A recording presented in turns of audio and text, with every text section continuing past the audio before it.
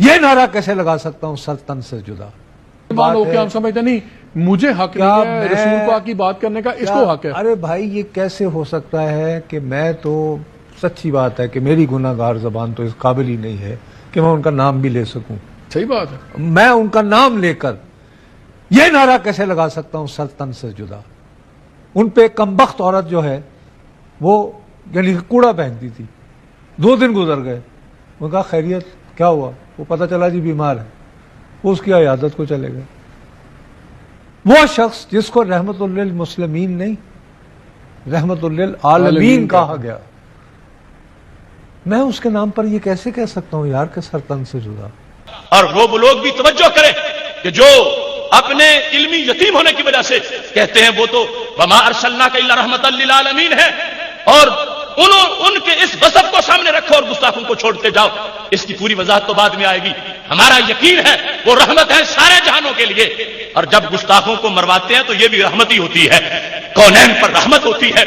خود فرمایا کون ہے، خود فرمایا کون ہے جو اس کا سر اتار کے آئے۔ بخاری شریف ہے، حدیث نمبر 4037، یہ پہلی حدیث بیان کر رہا ہوں۔ حضرت جابر بن عبداللہ رضی اللہ تعالیٰ عنہ اس کی روایت کرتے ہیں، اور اس حدیث شریف کے اندر واضح لفظ موجود ہیں۔ قال رسول اللہ صلی اللہ علیہ وسلم من لکعب بن الاشرف، من کون ہے، کعب بن اشرف کے لیے کون ہے؟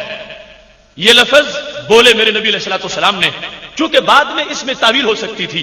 کوئی کہتا کہ سرکار دو عالم صلی اللہ علیہ وسلم نے فرمایا تھا کون ہے جو اس کو تھپڑ مارے، یا کون ہے جو اس کو گالی دے، کون ہے جو اس کو قید میں ڈالے، یا کون ہے جو اس کو قتل کرے، کئی ترجمے ہو سکتے تھے۔ اس بنیاد پر حضرت محمد بن مسلمہ رضی اللہ تعالی عنہ نے ابہام دور کروا لیا ہماری رہنمائی کے لیے۔ قال یا رسول اللہ صلی اللہ علیہ وسلم اتحب ان اقتلہ، آپ نے جو فرمایا ہے کہ کون ہے کعب بن اشرف کے لیے، کیا آپ کے یہ جملے کا مطلب یہ ہے کہ میں اس کا سر اتاروں؟ کیا آپ کو اس کا قتل پسند ہے؟ یہ فرما کہ کون ہے اس کے لیے، اس کو مروانے کی محبوب کیا دعوت دے رہے ہو؟ تو نبی علیہ الصلوۃ والسلام نے فرمایا نام، ہاں میں کہہ رہا ہوں کون ہے جا کے اس کا سر اتارے۔ اب یہ صحیح بخاری شریف ہے، متعدد جگہ پہ حدیث شریف موجود ہے، سیاہ میں بار بار آئی ہے، درجنوں کتابوں کے اندر اس کے حوالہ جات موجود ہیں۔ یہ فرمان ہے میرے نبی علیہ السلام کا۔ اس بات پر حضرت محمد بن مسلمہ رضی اللہ تعالیٰ عنہ تیار ہو گئے، اور انہوں نے جا کر اس کا سر اتارا۔ وہ تفصیل بڑی لمبی ہے، حالانکہ وہ ذمہ تھا، پھر بھی اس کا قتل کیا۔ اور یہاں پر بطور خاص سارے مباحث میں یہ بات موجود ہے، اور بالخصوص اس کی وضاحت کے اندر مواہب لدنیا میں بھی یہ تفصیل پوری لکھی گئی۔ اور اس کے ساتھ ساتھ قاضی ایاز نے شفا کے اندر یہ بحث کی کہ اس کا جرم شرک نہیں تھا، اگر جرم شرک ہوتا تو مشرک اور بھی بڑے تھے۔ غیلاتن مارا گیا، غیلا کے ساتھ اس کو ہنگامی طور پر جھانسا دے کے مار دیا گیا۔ یہ قتل سرکار دو عالم صلی اللہ علیہ وسلم نے خود کروایا، اور اس میں سید عالم نور مجسم شفیع معظم صلی اللہ علیہ وسلم نے جو اس کو قتل کروایا، اس میں لفظ امر بھی موجود ہے، آرڈر موجود ہے۔ بیس اس کا کفر نہیں تھا، بیس اس کا شرک نہیں تھا، بیس اس کا گالی دینا تھا۔ اس گالی کی بنیاد پر اس کو قتل کیا گیا ہے۔ اور یہ بات یاد رکھیں، ہمیشہ اس معاملے پر امت جو ہے وہ بڑی حساس رہی ہے، اور ان چیزوں کو یہ ہمیشہ ہائی لائٹ کیا گیا ہے۔ بیس اس چیز کو رکھا گیا ہر جگہ، جس میں یہ بات بھی جو بخاری شریف میں بھی ہے، مسلم کی حدیث نمبر 1752 میں ہے، جب بدر کا میدان تھا تو 2 ننھے شیر ایک موزی کا ایڈریس پوچھ رہے تھے۔ عبد الرحمن بن عوف کہتے ہیں دائیں بائیں میں نے دیکھا تو چھوٹے چھوٹے بچے ہیں، تو میں نے کہا میری سائڈیں محفوظ نہیں، کوئی بڑے کڑیل جوان ہوتے تو پھر سائڈیں محفوظ ہوتی۔ وہ حضرت معاذ اور معوذ، یا ایک روایت میں دونوں ہی معاذ تھے، اور پھر آگے بلدیت کے لحاظ سے فرق تھا، وہ معاذ بن عمر بن جموع، معاذ بن افرا، وہ معاذ و معوذ ایڈریس پوچھ رہے ہیں۔ عبد الرحمن بن عوف نے کہا کیوں پوچھتے ہو؟ انہوں نے کہا ہم اس کو قتل کرنا چاہتے ہیں۔ سبب کیا ہے؟ اس کا مشرک ہونا، اس کا مسلمانوں پہ تشدد کرنا، اس کا مسلمانوں کو شہید کرنا، اس کا رسول اللہ صلی اللہ علیہ وسلم کو ہجرت پر مجبور کر دینا، تم کیوں اس کو قتل کرنا چاہتے ہو؟ تو دونوں کا جواب کیا تھا؟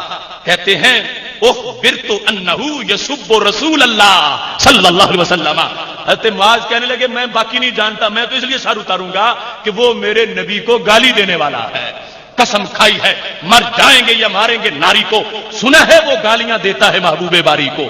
تو وہاں پر بھی اصل بیس عاشق جس کو سامنے لے کے چل رہا ہے، اگرچہ اور وجہ بھی تھی اس کو قتل کرنے کی، اور جنگ جو شروع ہو چکی تھی پھر بطور خاص جنگ بھی وجہ تھی، لیکن بیان کرنے والوں نے جس کو بیان کیا ہائی لائٹ اس چیز کو کر رہے تھے کہ قیامت تک یہ گستاخوں کو پتا چلے کہ اس امت کے چھوٹے چھوٹے بیٹے بھی بڑے بڑے سوربھاؤں کو دیکھ کر مچلتے ہیں تو پھر شکروں کی طرح اس طرح لپکتے ہیں، جب تک اگلے گستاخ کی جان نہیں نکلتی اس وقت تک وہ واپس نہیں لوٹتے۔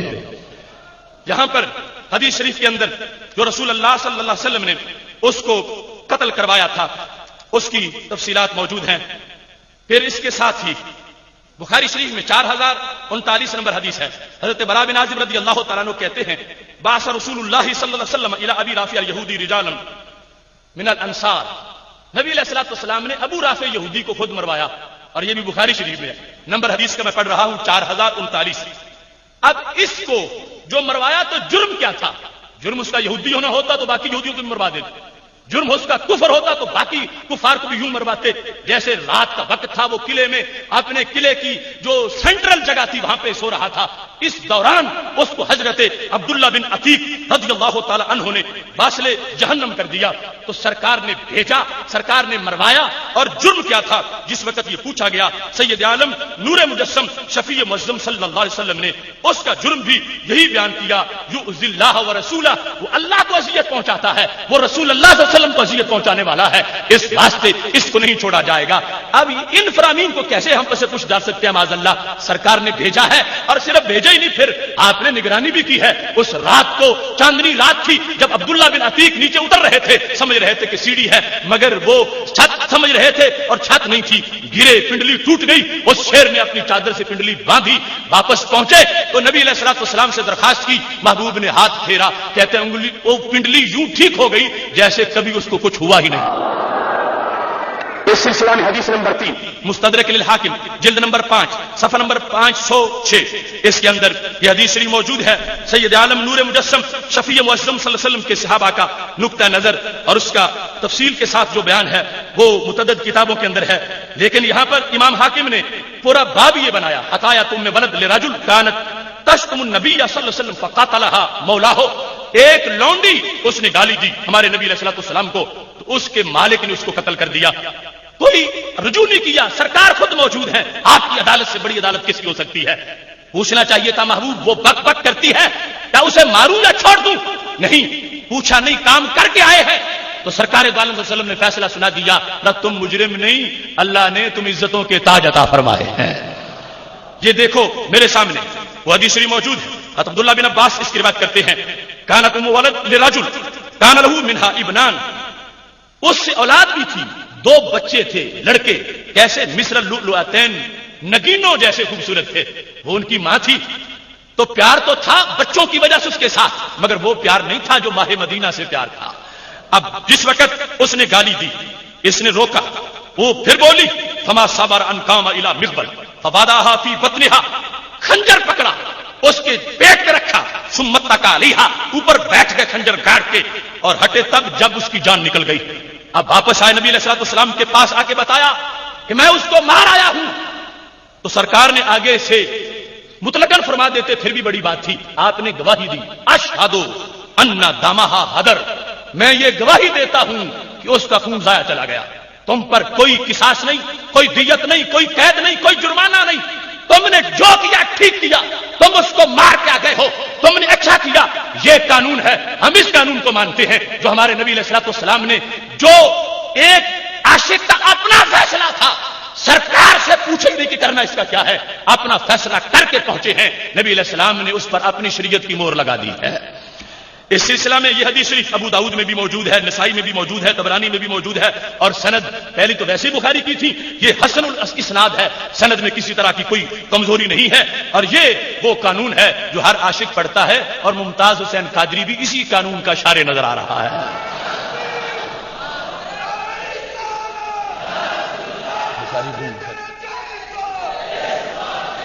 محتشم سامعین حضرات، چونکہ ٹائم تھوڑا ہے، حدیث نمبر 4 بخاری شریف جلد نمبر 3 ہے، اور اس میں نمبر چونکہ سب کی میں بول رہا ہوں 4286 نمبر حدیث شریف کا ہے، کہ جس کے اندر حضرت انس بن مالک رضی اللہ تعالیٰ عنہ یہ بتاتے ہیں کہ جب رسول اللہ صلی اللہ علیہ وسلم مکہ شریف میں فاتحانہ داخل ہوئے، وعلی رأسہ المغفر، سر پہ رسول اللہ صلی اللہ علیہ وسلم نے وہ خود پہنا ہوا تھا، اس کو اتارا، اتنے میں ایک شخص آ گیا اور اس نے آ کے کہا یا رسول اللہ صلی اللہ علیہ وسلم ابن خطل متعلق باستار الکعبہ، وہ ابن خطل کعبے کے پردوں میں چھپا ہوا ہے۔ تو نبی علیہ السلام نے فرمایا دیکھتے کہ اقتل ہو، اس کو قتل کر دو، حرم جہاں خون بہانا جائز ہی نہیں، زمزم اور مقام ابراہیم کے بیچ میں کھڑا کر کے اس کو مارا گیا، صبرن نصب کر کے باقاعدہ نشان اس پر پکائے گئے۔ حضرت عبداللہ، حضرت زبیر، حضرت ابو برزہ رضی اللہ تعالیٰ عنہ، 5-6 صحابہ کا ذکر حدیث کی کتابوں میں موجود ہے۔ لگتا ہے اذن ایک ہوا ٹوٹ سارے پڑے کہ اب وقت آ گیا ہے ہم اپنے عشق کو تسکین دے لیں، تو یہ سرکار دو عالم صلی اللہ علیہ وسلم نے اس کو خود قتل کروایا۔ اور یہاں پر بھی یہ بات بڑی وضاحت سے بتانا چاہتا ہوں، چونکہ پڑھنے کا سلیقہ ہو تو پڑھ لیتے ہیں کچھ لوگ پانی پہ لکھی ہوئی تحریر ہوا کی، جو پڑھنا جانتے ہیں وہ کتابوں کے بغیر بھی پڑھ جاتے ہیں، اور جو کور دماغ ہیں، کور چشم ہیں، انہیں کتابوں سے بھی نظر نہیں آتا۔ وہ نام نہاد سکالر یہ کہتے ہیں یہ ویسے مباح الدم تھا، ویسے مباح الدم تھا، اس کو مار دیا گیا۔ تو میں اس کی وضاحت بھی ساتھ کرنا چاہتا ہوں۔ بخاری شریف کی شروحات کو دیکھ لیں، بخاری شریف کی شرح ابن بطال ہے، بخاری شریف میں اس کی شرح کے اندر اس کی وجہ بیان کی گئی ہے، سیرت حلبیہ کے اندر بھی اس کی وجہ موجود ہے کہ اس کا جرم کیا تھا۔ ہم تسلیم کرتے ہیں وہ مجرم اور طرح کا بھی تھا، اس نے ایک مسلمان کو شہید کیا ہوا تھا، مگر قتل کرنے کا باعث جو تھا وہ توہین رسالت کا جرم تھا۔ اس سلسلہ میں ابن بطال، یہ بخاری شریف کی شرح ہے جلد نمبر 4، اس حدیث پر باقاعدہ وضاحت سے لکھا گیا، صفحہ نمبر 520 ہے، کیوں قتل کیا گیا۔ کہتے ہیں واستدل المالکیون من حدیث ابن خطل ان من سب النبی صلی اللہ علیہ وسلم یقتل، اس حدیث سے استدلال کیا کہ جو گالی دے اس کو قتل کر دیا جائے، ولا یستتاب، اور توبہ کی مہلت نہ دی جائے۔ جیسے ابن خطل کو مہلت نہیں دی گئی، اس کو وہیں قتل کر دیا گیا۔